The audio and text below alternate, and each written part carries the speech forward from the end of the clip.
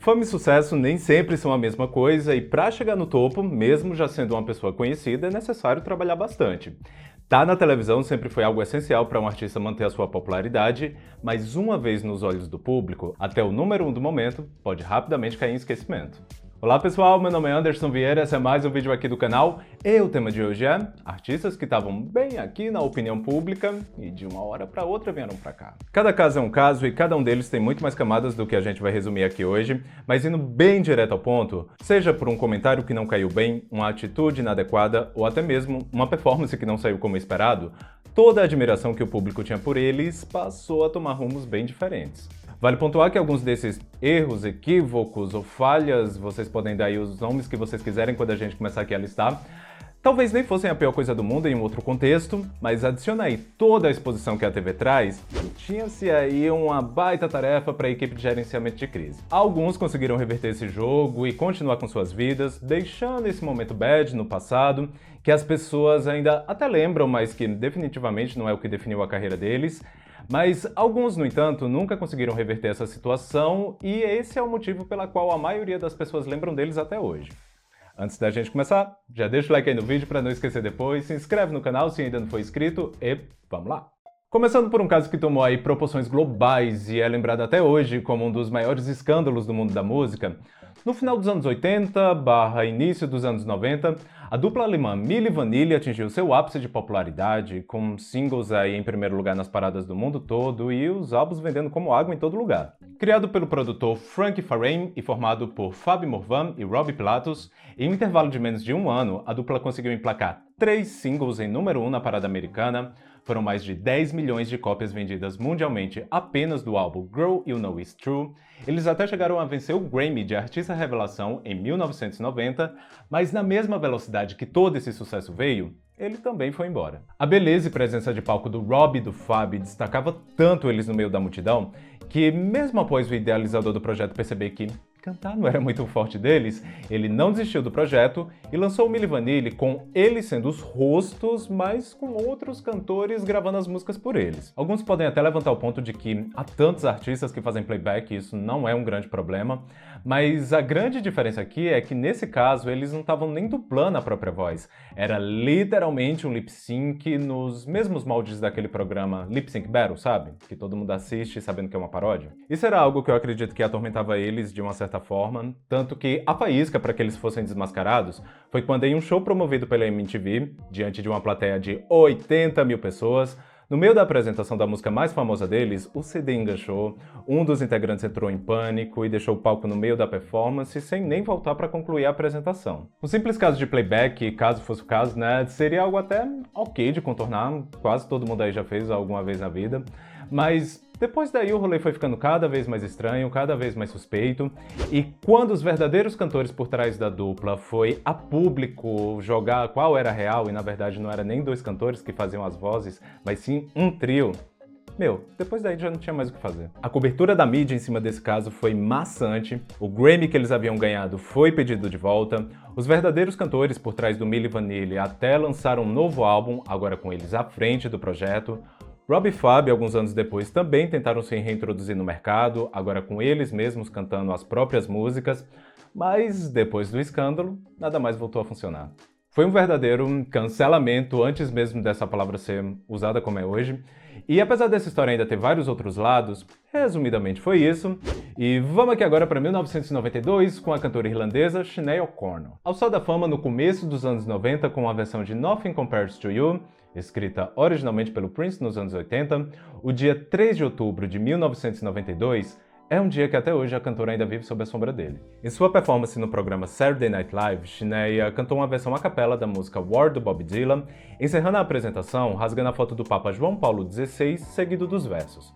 "Temos confiança da vitória do bem sobre o mal. Lutem contra o verdadeiro inimigo." Na ocasião, Sinéad protestava contra as acusações de abuso infantil acobertados pela Igreja Católica, tópico esse que ganhou uma visibilidade ainda maior em 2015 com o filme vencedor do Oscar Spotlight, protagonizado por Mark Ruffalo, Michael Keaton e Rachel McAdams, mas em 1992, seja por não ter entendido a mensagem ou pela forma mais agressiva com que o seu posicionamento foi feito, a reação do público e da mídia foram bem diferentes do que entregar um prêmio para ela. Shania lançou 10 álbuns ao longo dos seus mais de 30 anos de carreira, mas esse foi um episódio que as pessoas nunca esqueceram e que é lembrada ela em qualquer aparição pública que ela faça até hoje. Se Shania falar um A, as pessoas vão lembrar ela desse dia.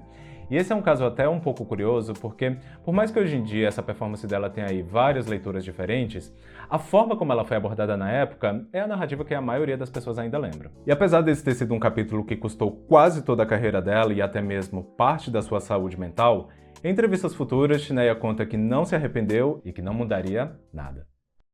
Outro caso bem controverso que também aconteceu no SNL rolou em 2004, só que agora com a cantora Ashlee Simpson. Com seu início de carreira indo de vento em popa, o álbum de estreia da Ashlee já havia alcançado o primeiro lugar na Billboard e o single Pieces of Me estava ali voando no top 5 da parada americana, e aqui no Brasil até em trilha sonora de novela a música entrou, e estava tudo correndo de forma muito promissora até que veio a performance no Saturday Night. Basicamente, na hora de cantar o seu maior hit, a produção errou a hora que a música ia começar,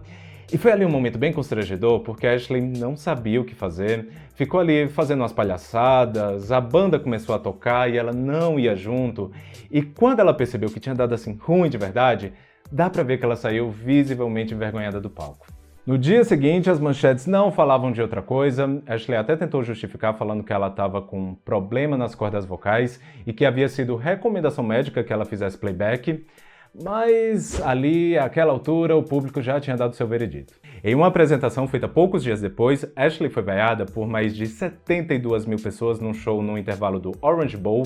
e é até um pouco desconfortante de assistir, é até um pouco desagradável de ver, porque dá pra perceber a cara dela diante de tudo que estava acontecendo. Mas, dentro do possível, até que ela conseguiu ali dar a volta por cima na época. Sem medo da audiência, no ano seguinte ela voltou no SNL para promover o seu segundo álbum, apresentando dessa vez o single Boyfriend e uma música inspirada no incidente do ano anterior, chamada Catch Me If I Fall, algo do tipo Me Ampare Quando Eu Caí. Dependendo assim do ponto de vista, dá até pra dizer que a Ashlee conseguiu superar o que aconteceu, ela teve mais aí uns bons anos de carreira e conseguiu emplacar outros hits. Se esse vídeo fosse gravado em 2007, por exemplo, realmente daria pra dizer que tudo ficou no passado, mas o que eu percebo é que passado aí quase 20 anos e mais de 10 que ela lançou o seu último disco, essa ainda é uma memória bem viva na mente das pessoas, principalmente do público norte-americano, e que até hoje, em entrevistas recentes, é sempre um tópico que vai ser levantado para ela responder. E só pra gente fechar esse tópico SNL, porque ao longo de mais de 40 anos no ar, o que não faltou foi polêmicas, né?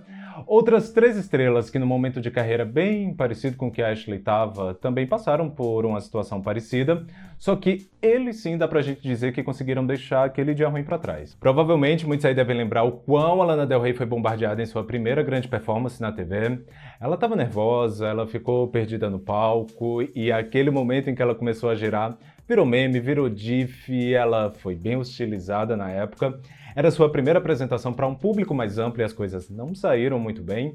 E o mesmo aconteceu com a Man, que como convidada da Iggy Azalea chamou mais atenção que a própria, mas não pelos melhores motivos. E o Greta Van Fleet, que ano após ano fica tentando justificar o que deu errado na primeira passagem deles por lá, que chegou a ser eleita como a pior que já aconteceu no programa. Para um artista início de carreira, ter que lidar com essa chuva de críticas logo ali no comecinho de tudo deve ser algo bem complicado, eu imagino. Pode acabar colocando a pessoa num lugar bem difícil de sair, mas vendo onde eles estão hoje, não resta aí dúvidas, né, de que esse episódio de cada um foi apenas uma vírgula na trajetória deles. Ser jurado de reality show é uma tarefa bem delicada porque, ao mesmo tempo que a pessoa está ali para passar os seus conhecimentos para os candidatos, ele também acaba tendo ali o papel de entreter a audiência. Alguns podem até dizer que não, mas um dos motivos que mantém a maioria desses programas no ar até hoje é a bronca que o jurado dá em alguns candidatos, principalmente quando a pessoa não está indo muito bem, alguns viram até meme. Mas ainda assim, há uma linha onde a pessoa que está na posição mais alta não deve passar. As duras palavras que Natalia Kills e o seu marido Willie Moon direcionaram ao candidato Joey Irvine em um dos episódios do X Factor Nova Zelândia,